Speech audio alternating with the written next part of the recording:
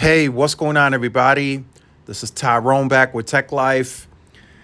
And here, once again, we have the Root Metrics first half of 2024 metro area testing. This is going to be the AT&T video. We discussed T-Mobile, we discussed Verizon, and now we gotta talk about AT&T here in this third and final video. And then we will discuss the report again once the full report comes out with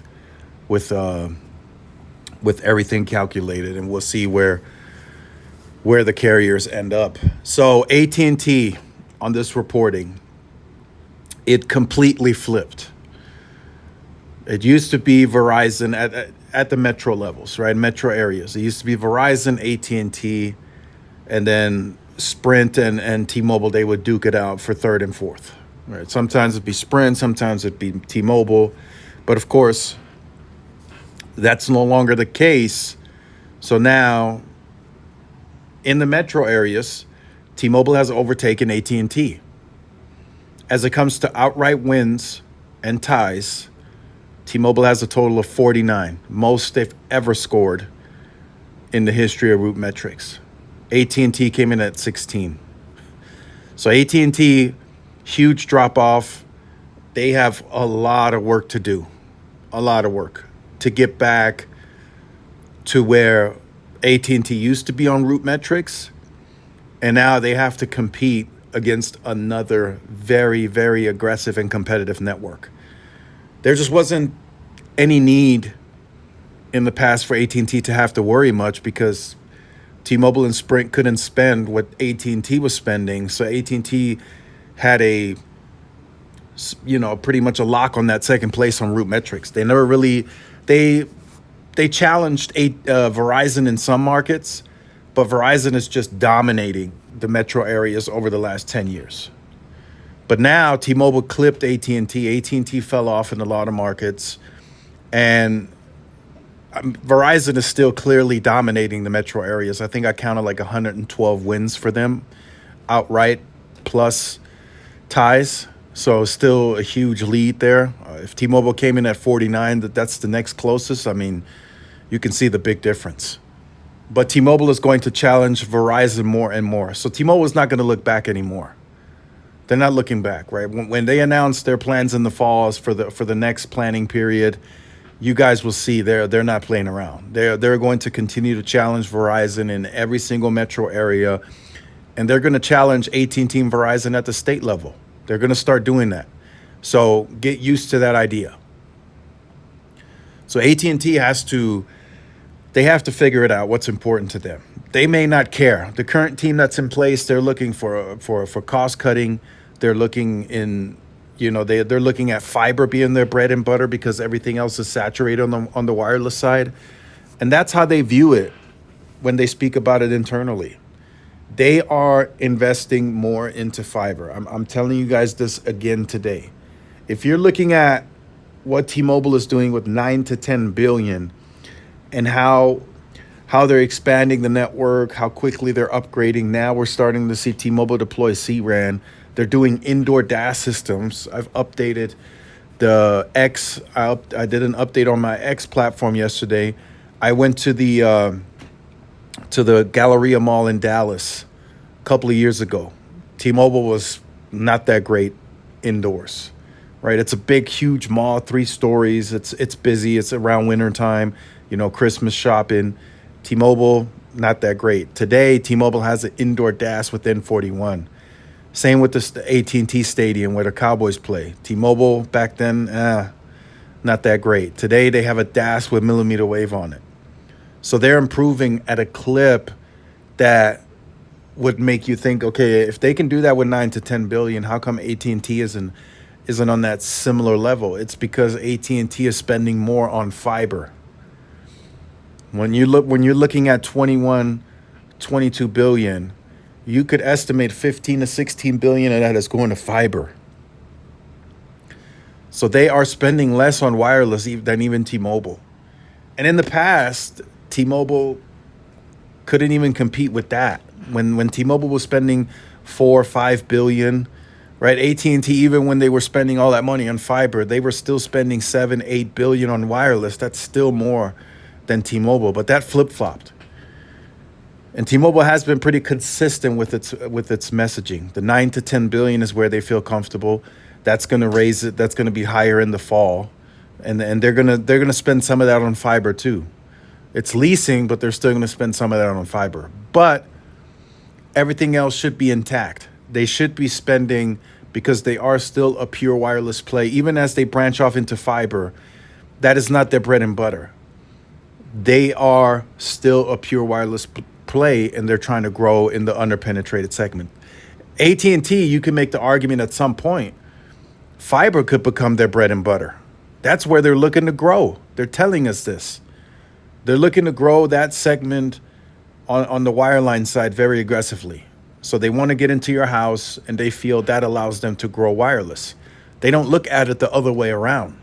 They don't look at it, okay, we grow wireless, we can grow fiber. No, we can grow fiber, that helps us grow wireless. And they have a point. Their wireless situation is already saturated. They have a lot of Fortune 500s on the business side. They've already been, some of the only choices in rural America between them and Verizon. So they have great share in those parts. They're starting to really grow and get that train moving on the first responder agencies. So AT&T is probably viewing it. What's left for me to get? Yeah, I can still grow the mid-sized markets on wireless, and we're doing that, but we need new avenues to grow. And that's why I think they went into media the way that they did. That was Randall Stevenson's plan, to grow somewhere else.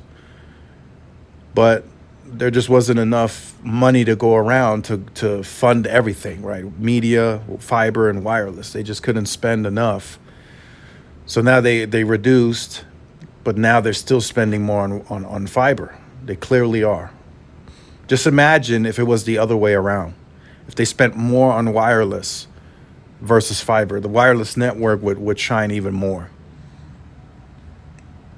But clearly, right, this is a Verizon and T-Mobile showing on the first half of 24 testing. Now at the state level, AT&T still shows that they have a robust network, right, with the FirstNet investment, and that still shows in the state level of testing.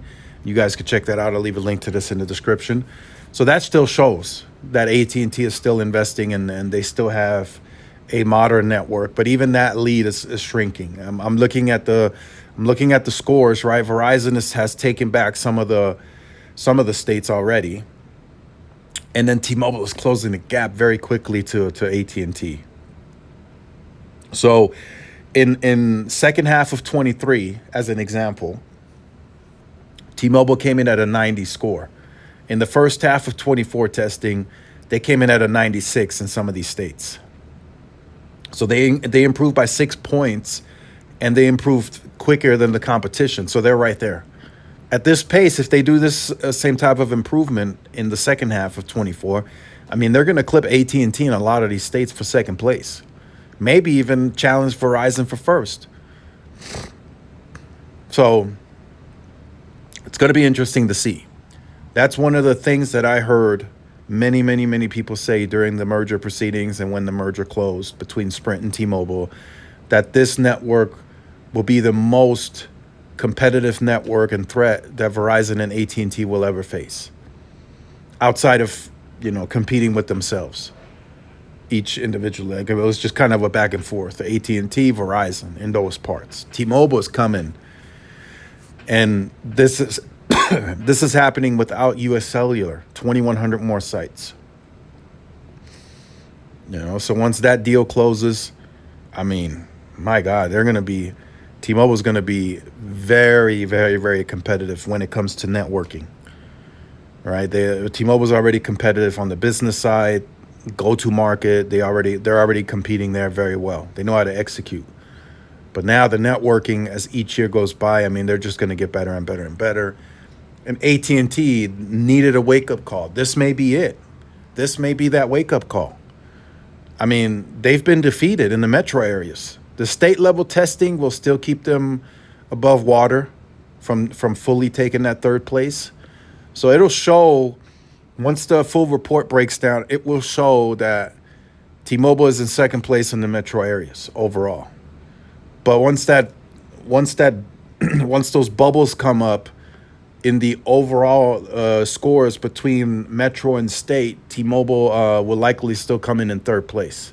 So it'll be Verizon, it'll be AT&T, and it'll be T-Mobile. But T-Mobile will score a lot better than they've ever done before. So they will close that gap. So as they continue to get better on the state level, AT&T might get clipped to that second place. T-Mobile already took the metro areas. I think we can all come to that agreement. But the state level, T-Mobile still has to improve, and they will. Trust me, they will improve. And this should be a wake-up call to AT&T. It really should be like, hey, look, this is happening. Get your stuff together. Let's go. Let's invest. Let's compete. We'll see what happens. But this is factual right here. This is happening in real time. T-Mobile is starting to get better, and AT&T is looking worse. So AT&T needs to invest. They need to really scale this mid-band, right? That should be a priority. And then another thing that could make testing even worse for AT&T is these rip and replaces, right? I mean, they're doing this in clusters of sites in Nokia markets. So that could severely drop some of their scores as we go through the second half of 24 and especially in 25 as they really ramp that rip and replace from Nokia to Ericsson. So I would, as we head into the second half and first half of 25, I'll probably break down the scores even more. And I'll say, okay, this is where AT&T really dropped, and this is a Nokia market or a previous Nokia market, so we can kind of break down, okay, this is why AT&T may have dropped off significantly. And I mean, you can make the argument that this is what AT&T chose. They chose to go through this rip and replace. They didn't have to, right? They could have continued with Nokia. They could have said, hey, Nokia, let's modernize these towers. Let's get some of your newer equipment up there. But they decided not to do that. I mean, look at T-Mobile. They still use Nokia. They modernized under Nokia. And, you know, they seem to be performing well. I mean, there are a couple of markets where T-Mobile is Nokia and they're winning, right? So keep that in mind as we go through. Next week, we should get the full report from RootMetrics, and then we'll discuss that full report. But just wanted to share this with you guys. Again, AT&T got a lot of work to do. That's probably to sum up a long video. AT&T has a lot of work to do on wireless. Let me know your thoughts in the comments. Like, share, subscribe if you're new. Follow my social media outlets. This is Tyrone with Tech Life. See y'all in the next one. Peace.